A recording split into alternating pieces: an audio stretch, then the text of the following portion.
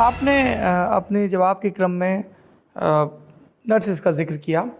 दो बुनियादी चीज़ें मुझे लगता है व्यक्तिगत रूप से कि राज्य को जिस पर सबसे ज़्यादा फोकस करना चाहिए नागरिक निर्माण और देश निर्माण के लिए, वो है शिक्षा और स्वास्थ्य। आप पटना यूनिवर्सिटी में पढ़े हैं, मुझे नहीं पता आप आखिरी दफ़ा पटना यूनिवर्सिटी में कब गए। पटना यूनिवर्सिटी के हॉस्टल्स की बहुत बुरी हालत है।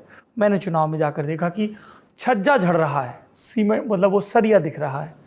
आपकी सरकार है, दूसरे विश्वविद्यालयों की कोई क्या बात करे, पटना विश्वविद्यालय के छात्रावासों की इतनी खराब स्थिति है।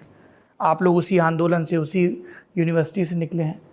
आप लोग कहते हैं कि हमने शिक्षा का सुधार किया, वो चमकती तस्वीरें, बिहार की लड़कियां साइकिल चला के स्कूल जा रही हैं, पर वो 2005 से 10 वाला दौर था।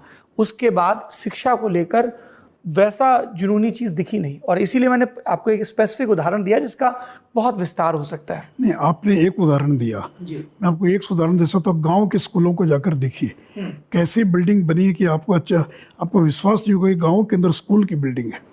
देखिए, आखिर में विकास तो एक दिन में तो नहीं हो सकता है। ठीक बात। क्या बिहार के सारे प्राइमरी सेकेंडरी से लेकर सारे अस्पताल, सारे स्कूल क्या 5 साल 10 साल में बन जाएंगे? भी आज भी हमको 76% हमारा जो राजस्व है हमको केंद्र से प्राप्त होता है। हमारे अपने आय के स्रोत बहुत लिमिटेड हैं, बहुत सीमित हैं।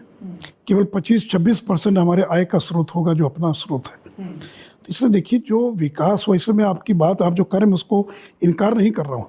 अब बिहार के थानों का जाकर देखिए आप, कम से कम बिहार के अंदर 500 से ज़्यादा थाने 2 मंजिला बिल्डिंग के साथ हम लोगों ने बना दिए।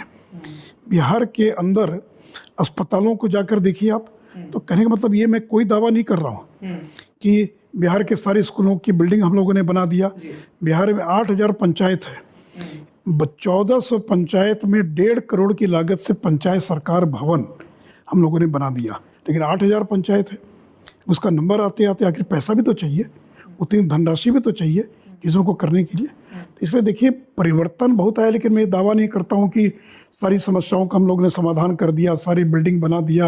आप महाराष्ट्र में भी जाएंगे तो आपको 50 बिल्डिंग ऐसी मिल सकती है जो जर्जर और ख़राब अवस्था में होगी जो है। वहाँ पर उनकी जवाबदेही, यहाँ पर आपकी जवाबदेही है। लेकिन मैं कह रहा हूँ कि इस बात को समझने की केवल आवश्यकता है जी। आपने कहाँ से हमने शुरुआत की, हमारा बैकग्राउंड क्या है, ये अगर नहीं समझेंगे। यहाँ रोज़ लोग आते हैं, सिंगापुर में ऐसा हो गया, अमेरिका में ऐसा हो गया, आप रोज़ सुझाव देते हैं। अरे सुझाव करके दिखाओ ना भाई, करना कितना कठिन काम होता है, और हम लोगों ने उस बिहार में करके दिखलाया है।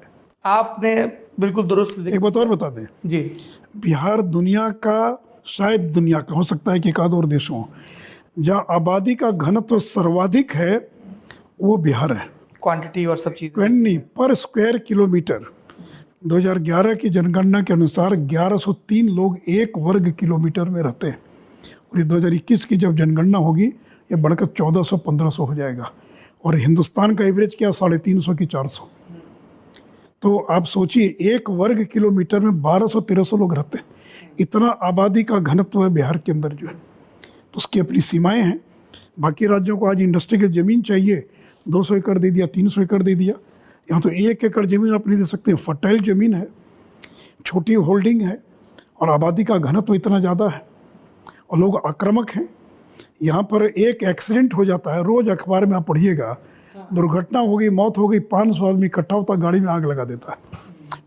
कोई रिश्ता नहीं, कोई नाता नहीं, ना मरने वाले से रिश्ता है ना बाकी से। लेकिन एक भी दुर्घटना होगी, रोज़ दुर्घटना होती है, रोज़ आप आए दिन पढ़िएगा दुर्घटना हुई, पब्लिक इकट्ठा हुई।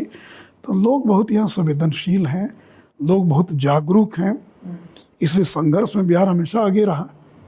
संघर्ष जो है, चाहे वो आज़ादी की लड़ाई हो, 74 की लड़ाई हो, 67 की लड़ाई हो, लेकिन बिहार को उसका दाय नहीं मिला उस संघर्ष में। ठीक है, मैं कह रहा हूँ कि हर राज्य के लोगों की अपनी अपनी।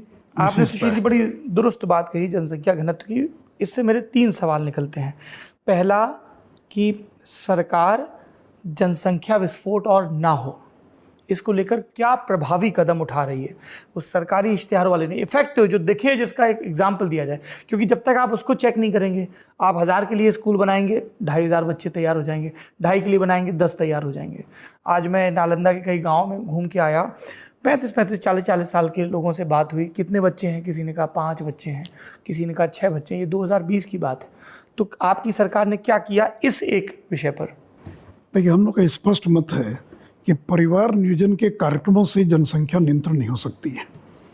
और हम लोग का अपना एक्सपीरियंस है कि लड़कियों को जितना शिक्षित करेंगे उतना ही जनसंख्या नियंत्रण होगा। अभी मैं डेटा लेकर नहीं आया हूँ, जब सरकार में आया उसमें 4.3 था यहाँ पर की फर्टिलिटी रेट थी, अब ये घटकर 3.2 या 3 हो गई है। और हम लोगों ने ये देखा कि जो लड़की मैट्रिक पास कर गई उसकी फर्टिलिटी रेट क्या है, जो लड़की इंटर पास करेगी उसकी क्या, और जो ग्रेजुएट होगी उसकी क्या है।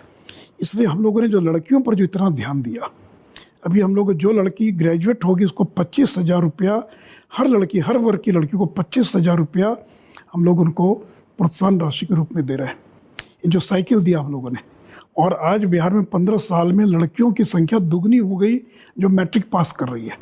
और हम लोगों ने प्रयोग करके ये देख लिया है कि लड़कियों को शिक्षा देना ये जनसंख्या नियंत्रण का एकमात्र तरीका है, दूसरा कोई तरीका नहीं है। हम अपनी पूरी ताकत उस पर लगा रहे हैं। इसलिए ये परिवार नियोजन, ये कंडोम, ये बाकी चीज़ें, ये सब मैंने एक उसकी एक सीमा है उन सारी चीज़ों की जो है। तो इसलिए लड़कियों को शिक्षित करना, मैं लड़कों की शिक्षा की बात नहीं कर रहा हूँ। तो इसलिए हम लोगों जागरूक हो जाएगी, लड़की जागरूक होगी तो परिवार अपने आप, इसलिए जो लड़की स्नातक है उसके 2-3 बच्चे हैं, जो लड़की इंटर है, जो मैट्रिक है, जो अनपढ़ है, कम पढ़ी लिखी है। तो इसलिए हम लोगों ने, और ये संयोग से काम करते करते ध्यान में आया, जब एनालिसिस करने लगे हम लोग तो देखा कि जो लड़की इंटर है उसकी फर्टिलिटी रेट कम है। तब मुख्यमंत्री जी को ध्यान में आया, तो हम लोगों ने फिर अपनी पूरी शक्ति लगा दिया कि लड़कियों की शिक्षा। और आज बिहार के अंदर लड़कियां, साइकिल योजना, 1 करोड़ से ज़्यादा लड़कियों को आज तक हम लोग साइकिल दे चुके होंगे। लड़कियों के पास क्यों नहीं जाती है स्कूल, तो उनके पास इतनी गरीबी की कपड़ा नहीं है पहनकर जाने के लिए, एक ही कपड़ा है। तो लड़कियों को पोशाक, हम लोग बिहार में सैनिटरी नैपकिन के लिए 10वीं तक के प्रत्येक लड़की को साल में 600 रुपया देते हैं। पता नहीं बाहर देश के कितने राज्यों के अंदर ये मिलता होगा। तो कहने का मतलब है कि हम लोगों ने, इसलिए जनसंख्या नियंत्रण बहुत बड़ी चुनौती है, हम लोग भी इसको जान रहे हैं, समझ रहे हैं, लेकिन हम लोगों ने ये रास्ता अख्तियार किया है शिक्षा के द्वारा। दूसरा, आपने कहा कि राजस्व की कमी, 76% का आपने आंकड़ा दिया। राजस्व बढ़ाने के लिए किस किस्म का नवाचार कर रही है बिहार सरकार कि भाई यहाँ इंडस्ट्रीज आए या दूसरे तरीका है, कैसे आपकी इनकम? देखिए, बिहार में बड़ी इंडस्ट्रीज नहीं आ सकती हैं। क्यों? क्योंकि ज़मीन नहीं है यहाँ पर। भाई मैंने आपको अभी समझाया ना कि 1103 पर स्क्वायर किलोमीटर है, और जो लैंड होल्डिंग, अगर हमको 20 एकड़ ज़मीन चाहिए तो वो 20 लोगों से लेना पड़ेगा। 50 एकड़ ज़मीन चाहिए तो 50 लोगों से आपको लेना पड़ेगा। और हरियाणा में, पंजाब में 2 आदमी के पास 50 एकड़ ज़मीन मिल जाएगी। गुजरात में जाइए, तेलंगाना में जाइए, आंध्र में जाइए, महाराष्ट्र में जाइए, उनके पास ज़मीन, पर्याप्त ज़मीन है। बिहार में कभी इंडस्ट्रियलाइजेशन नहीं होगा? नहीं, बड़ी इंडस्ट्री नहीं आ सकती है। इसलिए मैं बता दिया कि कोई 200 एकड़ 500 एकड़ ज़मीन ही है करने के लिए। तो ये देखिए, हर राज्य की अपनी एक सीमाएं की लिमिटेशन है। तो बिहार में कोई बड़ा उद्योग नहीं आ सकता है, यह एक वास्तविकता है। लेकिन छोटे उद्योग आए, कुटीर उद्योग आए, इसके लिए हम लोगों ने बहुत प्रयास किया और आगे भी बहुत प्रयास कर रहे हैं हम लोग। तो इसलिए यह एक, जैसे मैंने कहा, हर स्टेट का अपना यूएसपी है या उसका एक नेगेटिव पॉइंट है, वो एक बिहार का। और जब झारखंड था तो आती थी इंडस्ट्रीज, थोड़ी यहाँ आती थी, सारी इंडस्ट्रीज तो वहीं लगती थी झारखंड में ही, चाहे वो रांची हो, धनबाद हो, बोकारो का इलाका हो, वही सारा इलाका था।